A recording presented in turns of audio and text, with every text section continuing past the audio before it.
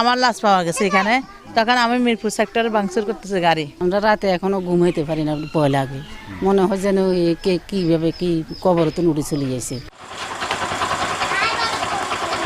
লাশ শনাক্তের দাফনের 9 দিন পর নিজ বাড়িতে এসে হাজির 32 বছর বয়সী রুকসানা। এতে পুরো এলাকায় চাঞ্চল্যকর পরিস্থিতি তৈরি হয়েছে, গ্রামবাসীর মাঝে ছড়িয়ে পড়ে আতঙ্ক। 1 জুন ছোট ভাই সালাউদ্দিনের চট্টগ্রাম বাড়ি থেকে বের হয় মানসিক ভারসাম্যহীন রুকসানা। এরপর নিখোঁজ হলে 17 তারিখ ফেনীর জিয়া মহিলা কলেজের সামনে ড্রেন থেকে এক নারীর অর্ধগলিত লাশ উদ্ধার করে পুলিশ। স্থানীয় স্বজনদের কাছে রোকসানার মতো দেখতে এক নারীর মরদেহের খবর পেয়ে তার বড় ভাই এবায়দুল হাসপাতালে মর্গে গিয়ে লাশ শনাক্ত করেন। পরে নিজ গ্রাম কুমিল্লার 14 গ্রামে নিয়ে লাশ দাফন করা হয়। এই ঘটনার 7 দিন পর ফেনীতে খালার বাসায় হাজির হন রোকসানা।